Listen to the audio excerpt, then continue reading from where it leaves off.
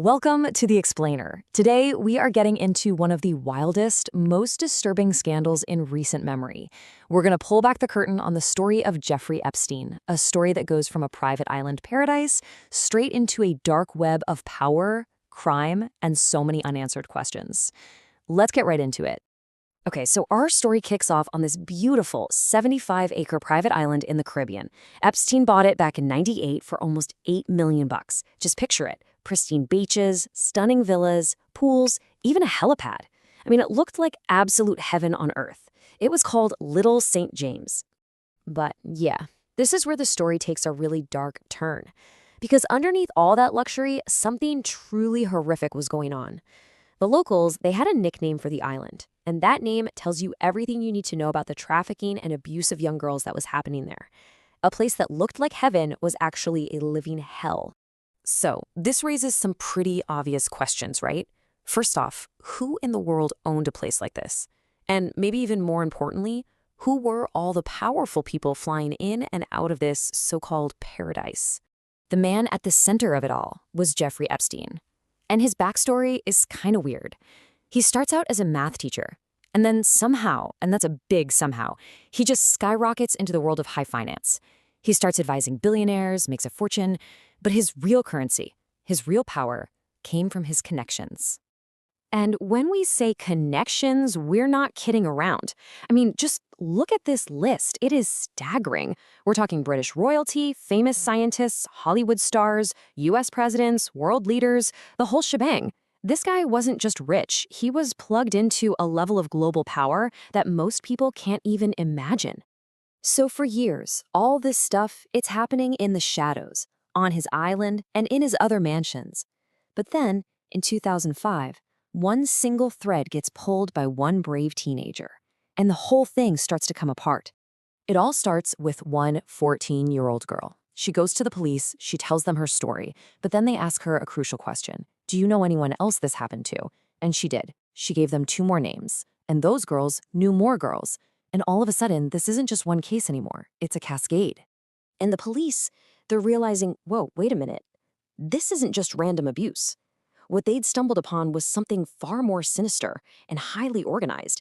It was basically a sex trafficking operation built just like a pyramid scheme. And the way it worked, it's just diabolical.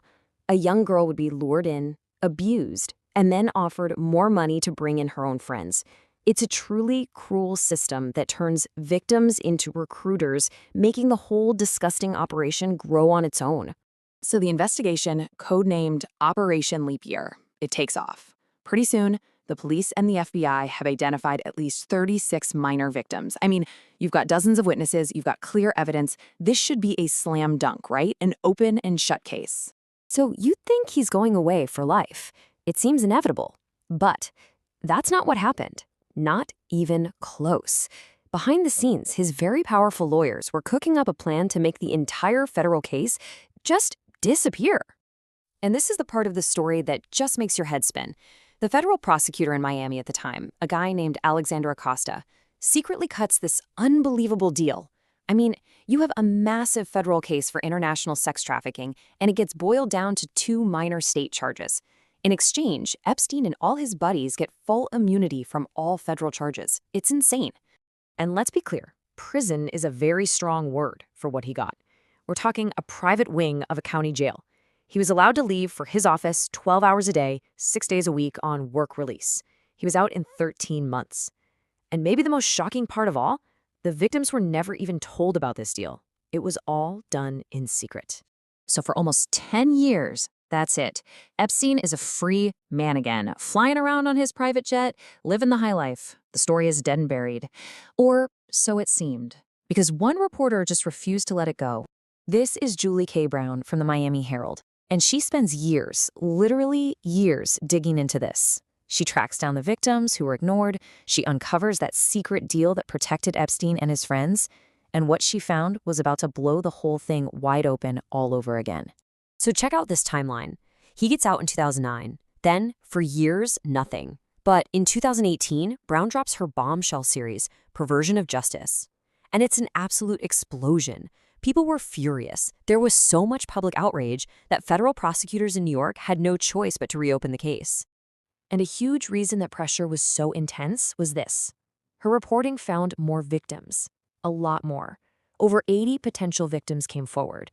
She gave them a voice when the system wouldn't. This time, the pile of evidence was just too high to sweep under the rug. So in July 2019, Epstein is arrested again, this time for real. He's facing up to 45 years in prison. It finally looks like the victims might get their day in court. But this is where the story takes its most shocking and most controversial turn yet. Just over a month after his arrest, while he's waiting for his trial in a high-security federal jail, Jeffrey Epstein is found dead. The official ruling is suicide. And just like that, it's over. No trial, no testimony, no naming names. He takes all of his secrets with him to the grave. And almost overnight, this phrase, Epstein didn't kill himself, it was everywhere. It became a meme, sure, but it was really more than that. It became a cultural shorthand for, we don't believe the official story. It captured this widespread feeling that maybe some very powerful people wanted him silenced for good. I mean, the circumstances were just strange. Security cameras supposedly malfunctioned, guards allegedly fell asleep. For a lot of people, it all just seemed a little too convenient, and it left the biggest questions just hanging in the air. What did he know, and who else was involved? In the years since he died, courts have ordered documents from his case to be released. People thought, okay, finally, we're going to get some answers. But instead, what we got were pages and pages that were covered in black ink. Names, dates, whole paragraphs, just gone. So you have to ask yourself, right? What is under all of that black ink? Why, after all this time, is so much information about this case still being hidden from the public? It really feels like someone or some people are still being protected. And that's pretty much where we are today. Some documents have been unsealed, but it's estimated there's still over 1 million pages that are under lock and key. So Jeffrey Epstein himself may be gone, but the story of his powerful network, well, that's far from over. And it leaves us all with that one massive, lingering question. Who is still being protected, and will we ever really know the full truth?